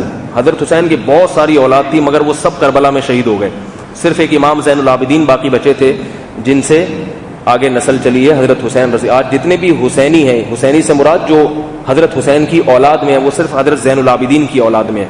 اور یہ زین العابدین جو تھے یہ کس کی اولاد میں؟ یہ بڑا دلچسپ واقعہ ہے۔ جب ایران فتح ہوا ہے تو یزدجرد جو بادشاہ تھا اس کی بیٹی گرفتار ہو گئی۔ وہ بادشاہ کی بیٹی شہزادیوں جیسے اس کے ظاہر ہے جو ان کے رہن سہن کے طریقے ہوتے ہیں، کافر چاہے کافر ہو لیکن اگر وہ اونچے خاندان کا ہوتا ہے تو اس کے طور طریقے دوسروں سے مختلف ہوتے ہیں۔ تو صحابہ کی عادت تھی جب کسی بڑے لوگوں کو گرفتار کرتے تھے، اگر وہ اسلام قبول کر لیں تو پھر ان کی شادی بھی کسی بڑے سے ہی کرواتے تھے۔ یہ نہیں دیکھتے تھے کہ ہمارے دشمن کی بیٹی ہے، بلکہ دیکھتے تھے کہ یہ اس کا مقام اور مرتبہ کیا ہے۔ تو یزدجرد کی بیٹی تھی، بہت خوبصورت بھی تھی۔ حضرت عمر رضی اللہ تعالیٰ عنہ کے سامنے لایا گیا تو حضرت عمر نے فرمایا کہ اس کا نکاح میں حسین رضی اللہ عنہ سے کراؤں گا، کیونکہ یہ سردار کی بیٹی ہے تو اس کی شادی بھی کس سے ہونی چاہیے؟ اپنے بیٹوں میں سے کسی سے نہیں کرائی. آپ دیکھیں یہ حضرت عمر کی کیسی سوچ تھی, اپنے بیٹوں سے بھی کرا سکتے تھے. فرمایا اس کی نکاح میں کس سے کراؤں گا؟ حضرت حسین سے. اور یہ حضرت عمر کا اس امت پہ احسان ہے کہ حضرت حسین کی نسل جو چلی ہے صرف انہی بیوی سے چلی ہے, انہی کی اولاد میں امام زین العابدین پیدا ہوئے.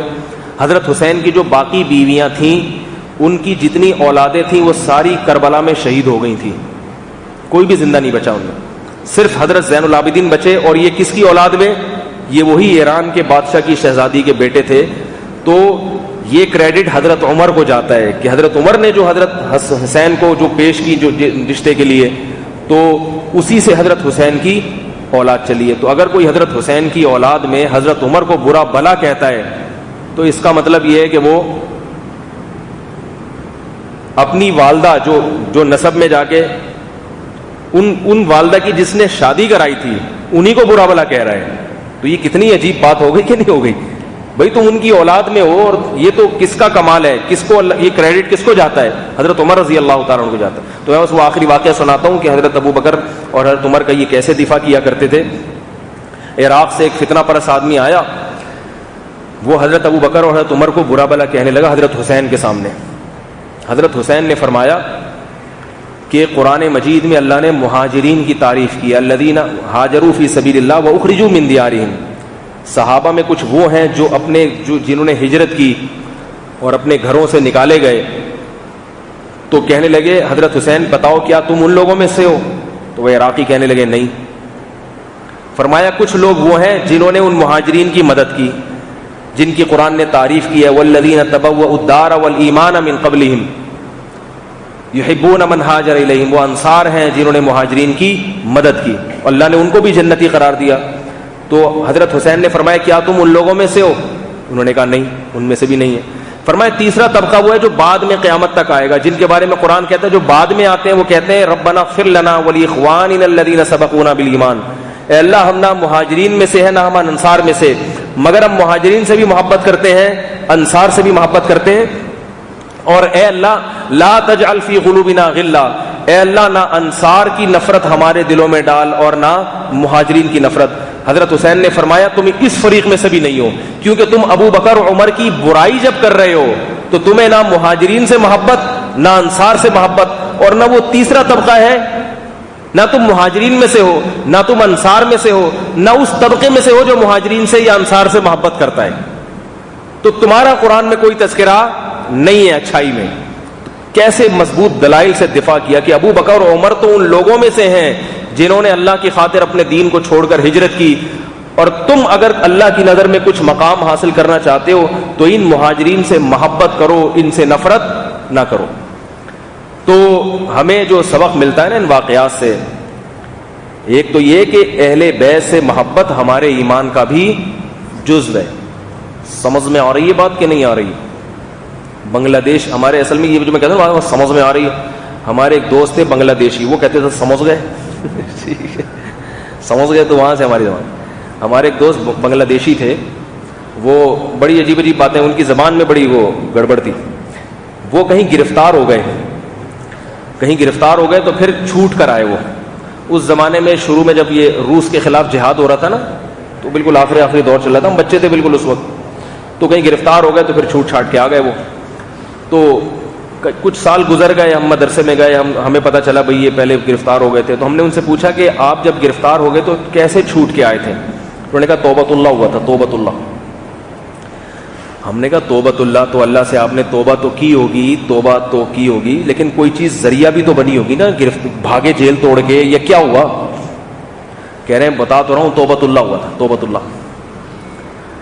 ہم نے کہا بھائی توبۃ اللہ تو ہے, اللہ سے توبہ تو ہے, لیکن کوئی ظاہری سبب بھی تو. پوچھ کے تھک گئے, پتا چلا یہ کہہ رہے ہیں تبادلہ ہوا تھا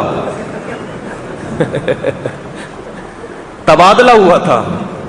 تبادلہ کو ایسے گھما توبۃ اللہ. ہم نے کہا یہ بولو نا بھائی تبادلہ ہوا تھا. کچھ کہہ دی انہوں نے چھوڑے, کچھ انہوں نے چھوڑے, اس طرح سے چھوٹ کے تبادلہ ہوا. تو وہ اسی طرح وہ کہتے ہیں سمجھ گئے. تو وہ بعض دفعہ میری زبان پہ ایسے چڑھ جاتا ہے تو لوگ مجھے بعد میں ملامت کرتے ہیں, پھر میں یہ ہٹاتا ہوں زبان سے. آج بڑے دنوں کے بعد زبان پہ دوبارہ آ گئی. اللہ تعالیٰ ہمیں اہل بیت سے محبت نصیب فرمائے. اور اس سے یہ بھی سبق ملتا ہے کہ صحابہ ان اہل بیت سے محبت کیوں کرتے تھے؟ کیونکہ نبی سے محبت تھی. تو انسان کو جس سے محبت ہوتی ہے اس کے خونی رشتوں سے بھی محبت ہوتی ہے. تو کسی بزرگ ہے، کسی عالم سے اگر آپ کو محبت ہے تو اس کے اولادوں سے، اس کے قریبی رشتہ داروں سے بھی محبت ہونی چاہیے. یہ محبت کا تقاضا ہے. میرے ٹیچر بریلوی ہیں، وہ کسی بھی مسلک کے علماء کو نہیں سنتے جبکہ اپنے علماء کے بیان بھی نہیں. اچھا، ایک خاتون نے پوچھا یہ بیان بھی نہیں سنتی، کہتے ہیں کہ مولویوں کے پاس کیوں جاتے؟ جو مسئلہ پیش ہے قرآن حدیث سے دیکھو اور پڑھو. تو انہیں کس طرح سیدھی راہ پہ لایا جائے؟ ان سے کہیں یہ قرآن اور حدیث بھی تو مولویوں نے ہی تمہیں بتایا ہے، اور قرآن و حدیث میں پڑھو گے تو قرآن حدیث خود کہتا ہے کہ فاسألوا اہل الذکر ان کنتم لا تعلمون، تمہیں علم نہیں ہے تو علماء سے پوچھو. تو قرآن خود کہہ رہے ہیں علماء کے پاس جاؤ، اور آپ کہہ رہے ہیں نہیں علماء کے پاس نہیں جائیں گے، ہم قرآن کے پاس جائیں گے. تو یہ تو عجیب سی بات ہو گئی کہ نہیں ہو گئی؟ اس پر میرے پورے بیانات ہیں. قرآن میں دو طرح کے مضامین ہیں، ایک ہے مسائل اور ایک ہے فضائل. فضائل کا علم قرآن میں براہ راست پڑھنے سے حاصل ہوتا ہے، اس کے لیے علماء کی ضرورت نہیں. مسائل کا علم قرآن میں علماء کے بغیر سمجھ میں نہیں آتا، یہ خود قرآن میں لکھا ہوا ہے. وہ کہاں لکھا ہوا ہے؟ یہ پورا بیان اس پر میرا مستقل ہو چکا ہے، ابھی وقت نہیں ہے. اگر ایک ساتھ دو لڑکیاں پسند ہوں تو کیا دونوں کے لیے دعا کی جا سکتی ہے؟ اللہ دونوں پسند ہیں، دونوں سے شادی کرا دے، چاروں سے کرا دے. جب دعا کر رہے ہو تو دعا میں کنجوسی کیسی؟ دعا کرو اے اللہ دونوں اور ان کی دو کے علاوہ اور بھی دلا کے چاروں سے کرا دے. حضرت حسین جن کی آج میں نے سیرت بیان کی نا، انہوں نے ایک وقت میں 4 عورتوں سے نکاح کیا ہے. حضرت حسن نے بھی ایک وقت میں، ایک مجلس میں قاضی نے ایسے نکاح پڑھا ہے کہ میں نے ان چاروں کا نکاح آپ سے اتنے مہر پہ کیا، آپ نے قبول کیا؟ حضرت حسن نے فرمایا ہاں قبول کیا. یہ بھی سیرت ہے معذرت کے ساتھ، لیکن آپ لوگ اپنے حالات خود بہتر جانتے ہیں. ایسا نہ ہو کہ کہتے ہیں نا کوا چلا ہنس کی چال اور اپنی بھی بھول گیا. ٹھیک ہے، کوے نے دیکھا ہنس کو، یار کیا اسٹائل ہے اس کا چلنے کا، اور میں کیسے پھدک پھدک کے چلتا ہوں، تو اس نے بھی ویسی کوشش کی تو نہ پھدک کے چلنے کے قابل رہا، نہ عجیب سے ہی بن گیا. کووں نے اس کو نکال دیا، نہ تو ہمارا نہ ان کا رہا. تو ایسا نہ ہو کہ آپ ہی ایک وقت میں ایٹ اے ٹائم 4 کی کوشش کریں اور پھر ایسی پڑے سر پہ یہ جو ایک بھی نہ ملے. پھر ہمارے میرے بیان میں ایک لڑکا بیٹھتا تھا، اس کی کہیں منگنی ہوئی تھی، شادی ہونے والی تھی. تو میرے بیان سن کے ان کو 4 شادیوں کا شوق پیدا ہوا. اس نے بتا دیا کہ میں 4 کروں گا. تو ایک دن روتا ہوا آیا، کہہ رہے یار وہ بھی ٹوٹ گئی جو رشتہ پہلے ہوا تھا نا، کہہ رہے وہ بھی ٹوٹ گیا. تو کہتے ہیں کہ اہل حدیث حضرات داڑیاں کیوں رکھتے ہیں؟ پوچھو تو کہتے ہیں کہ نبی نے کہا داڑھی بڑھاؤ مونچھیں کٹاؤ. یعنی اہل حدیث حضرات اتنی لمبی داڑھی کیوں رکھتے ہیں؟ داڑھی کے بارے میں مسئلہ یہی ہے کہ داڑھی کو لمبی رکھنا ہی سنت ہے. جو 1 مٹھی سے زیادہ ہم کاٹ دیتے ہیں یہ صرف جائز ہے، افضل نہیں ہے. افضل کیا ہے؟ بولو بھائی، بڑھائی جائے، کیونکہ حدیث کے الفاظ ہیں اعف اللحا، داڑھی کو اپنے حال پہ چھوڑ دو، بڑھاؤ اس کو. خود نبی صلی اللہ علیہ وسلم کی داڑھی بھی بڑی ہوئی تھی. تو اس لیے اگر کوئی اہل حدیث حضرات داڑھی بڑھاتے ہیں تو یہ کوئی قابل ملامت نہیں ہے، سنت کے زیادہ قریب یہی ہے بڑھانا. ہاں علماء یہ کہتے ہیں کہ اتنی زیادہ بڑھے کہ وہ بالکل لٹکنا شروع ہو جائے تو اس کو برابر کیا جا سکتا ہے. ہم اہل حدیث حضرات سے یہ کہتے ہیں کہ آپ بڑی داڑیاں رکھیں مگر اس کو برابر کریں نیچے سے جا کے. سمجھ رہے ہیں نا بات؟ تاکہ وہ خوبصورت لگے دیکھنے میں. تو یہ ایک بات ہے، لیکن ویسے بڑی داڑھی رکھنا ہی افضل ہے. آج کل تو عجیب عجیب سے لوگوں نے داڑیاں رکھنی ہیں کہ داڑھی کاٹ کے اتنے گہرے گہرے خط بناتے ہیں. باقی یہ جو ہم کہتے ہیں 1 مٹھی زیادہ کاٹنا جائز ہے، یہ عبداللہ بن عمر رضی اللہ تعالیٰ عنہ کا عمل ہے کہ وہ 1 مٹھی سے زیادہ کاٹ دیا کرتے تھے اور کسی صحابی نے ان پر اعتراض نہیں کیا. تو ہم کہتے ہیں اس کی بھی گنجائش ہے. تو کوئی لمبی داڑھی نہیں رکھ سکتا تو چھوٹی رکھ لیں. ہمارے فرمایا کرتے تھے کہ اس زمانے میں لوگوں کو رخصتیں بتایا کرو، گنجائش والے فتوے بھی، کیونکہ لوگ رکھنے کے لیے تیار نہیں ہیں. اب آپ ان سے کہیں گے بڑی رکھو تو وہ کہیں گے یار یہ تو اور مشکل ہو جائے گا. تو ان کو یہی بتا دو بھائی 1 مٹھی رکھ لو، یہاں سے بال 1 مٹھ سے زیادہ آ رہے ہیں کاٹ سکتے ہیں اس کو، لیکن افضل وہی ہے جو اہل حدیث حضرات جس طرح سے رکھتے ہیں. یہ ہاتھ کیوں ایک ہاتھ سے مسافہ کرتے ہیں اہل حدیث حضرات؟ ٹھیک ہے، ایک ہاتھ سے جو مسافہ کرتے ہیں اس کی دلیل یہ لوگ صحیح ہے بخاری کی حدیث سے دیتے ہیں کہ نبی صلی اللہ علیہ وسلم نے ہاتھ سے مسافہ کیا. تو کہتے ہیں دیکھو ہاتھ تو یہ نہیں کہا دونوں ہاتھوں سے مسافہ کیا، ہاتھ سے. تو یہ اس سے یہ استدلال کرتے ہیں، مگر یہ استدلال ہماری رائے کے مطابق غلط ہے. اس لیے کہ عربی میں جو لفظ، جو انسانی جسم کے جو اعضاء دو ہیں نا، دو جیسے آنکھیں 2 ہیں، کان 2 ہیں، تو اس کے لیے عربی میں مفرد لفظ بھی استعمال ہوتا ہے. جیسے قرآن میں آتا ہے کہ ان السمع والبصر والفؤاد کل اولئک کان عنہ مسئولا، کان سے بھی سوال ہوگا قیامت کے دن، آنکھ سے بھی سوال ہوگا. تو کیا مطلب ایک آنکھ سے ہوگا؟ تو یہ اس میں جنس ہے. لفظ آنکھ کا ہے مگر مراد کیا ہے؟ دونوں آنکھیں. لفظ کان کا ہے مگر مراد کیا ہے؟ دونوں کان. تو ہم یہ کہتے ہیں کہ نبی نے ہاتھ سے مصافحہ کیا تو ہاتھ اس میں جنس ہے، اس میں جنس ہے. مراد ہاتھ، یعنی یہ اعتراض ہے کہ بھئی معانقہ نہیں کیا بلکہ ہاتھ کے ذریعے مصافحہ کیا. تو اس میں یہ مطلب نہیں کہ ایک ہاتھ سے، یہ دونوں ہاتھ مراد ہیں. اس کی دلیل یہ ہے کہ عبداللہ بن مسعود سے نبی نے جب مصافحہ کیا تو یہ ممکن نہیں ہے کہ عبداللہ بن مسعود نے دونوں ہاتھ نہ ملائے ہوں، کیونکہ نبی کا ہاتھ جب صحابی کے ہاتھ سے مس ہو رہا ہے تو یہ کیسے ممکن ہے کہ صحابی رسول دوسرا ہاتھ بھی نہ کریں. اور نبی کے سامنے جب کوئی عمل ہوتا ہے اور نبی اس پہ نکیر نہ کریں تو وہ عمل سنت بن جاتا ہے. تو اس لیے ہم کہتے ہیں کہ اور عرف میں مصافحہ تو میں عرف کا بھی دخل ہوتا ہے کہ ادب، ہمارے عرف میں دو ہاتھ سے مصافحے میں ادب سمجھا جاتا ہے، ایک ہاتھ سے مصافحے کو ادب نہیں سمجھا جاتا. تو جائز ایک ہاتھ سے مصافحہ بھی ہے لیکن افضل کیا ہے؟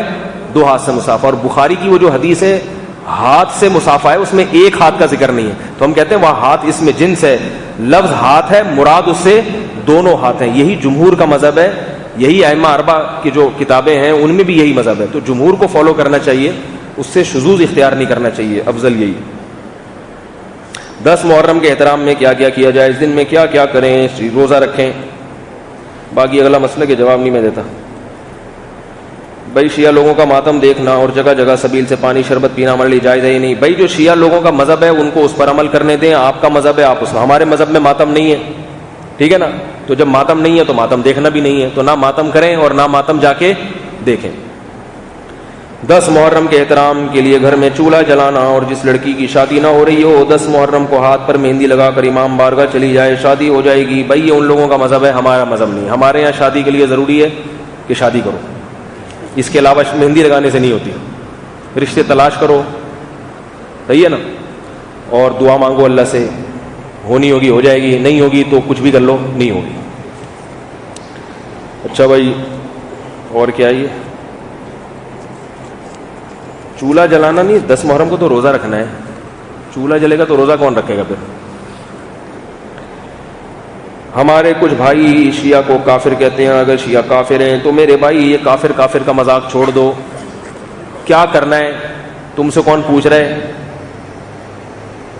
کوئی پوچھ رہا ہے تم سے کہ کیا ہے؟ نہ قبر میں تم سے سوال ہوگا. تم سے سوال یہ ہوگا کہ ہمارے بارے میں سوال ہوگا. تو ان چیزوں سے بہت اختلاف، فرقواریت پھیلتی ہے، لڑائی جھگڑے قتل و غارت کی ایک پورے ملک میں ایک جو ہے وہ ایک کتنے علماء شہید ہو گئے، کتنے دھماکے ہو گئے. اس بحث کو علماء کہتے ہیں، میں نہیں کہہ رہا. اللہ کا واسطہ ختم کر دو. آپ کو ان سے کیا لینا دینا؟ آپ کا ایک مذہب ہے. لوگ کہتے ہیں میں اس لیے کہ شادی، تو شادی کرنے کی کیا ضرورت ہے؟ سنیوں میں لڑکیاں مر گئی ہیں، ختم ہو گئی ہیں جو تم ان کے مسلک میں کر رہے ہو. تو بھائی وہ اپنے مسلک میں شادی کریں، تم اپنے. ورنہ مسلمان کافر ہونا ایک الگ بحث ہے، لیکن ایڈجسٹ کیسے ہوگا؟ شادی تو بھئی آپ کا ایک ہی مذہب ہو تو پھر میاں بیوی میں محبت سے زندگی گزرتی ہے نا. اگر مذہب ہی الگ الگ ہے تو کیسے؟ وہ جب اس کا بڑا ہوگا تو وہ اپنے شیعہ ذاکر کو بلا رہی ہوگی، اس سے مسئلہ پوچھ رہی ہوگی، اور آپ پوچھ رہے ہوگے اپنے سنی سے. اب شیعہ لوگوں میں 3 طلاقیں دے دو، ایک بھی نہیں ہوتی. آپ نے کہیں طلاق دے دی تو وہ شیعہ مذہب سے فتویٰ لائے گی، ایک بھی نہیں ہوئی. وہ کہے گی میں آپ کی بیوی ہوں، اور آپ کہیں گے 3 ہو گئی ہیں. تو آپ اس سے جان چھڑائیں گے، وہ دنیا چھوڑ دے گی، آپ کی جان نہیں چھوڑے گی.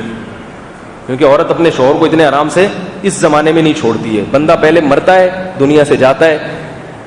جو سب کی بات نہیں کر رہا، جو آپ لوگوں کے علاوہ کی بات کر رہا ہوں، لیکن ہوتا ہے ایسے. تو ایڈجسٹ نہیں ہو سکتا یہ. اس لیے بہت فرق ہے مذہب میں. ان کے ہاں 3 نمازیں ہیں، 5 نمازیں مگر 3 ٹائم پہ. آپ کے ہاں 5 نمازیں. ان کے ہاں وضو پاؤں سے شروع ہوتا ہے، آپ کے ہاں ہاتھ سے شروع. تو اتنا فرق آ رہا ہے تو وہ پھر ایڈجسٹ نہیں ہو پاتا. اس لیے علماء کہتے ہیں کہ بھائی شیعہ سنی میں نکاح جائز نہیں ہے، اس بنیاد پر کہ مذہب میں فرق بہت زیادہ ہے. اللہ تعالیٰ سمجھنے کے عمل کی توفیق عطا فرمائے. سبحانک اللہم و بحمدک، نشہد ان لا الہ الا انت، نستغفرک و نتوب الیک.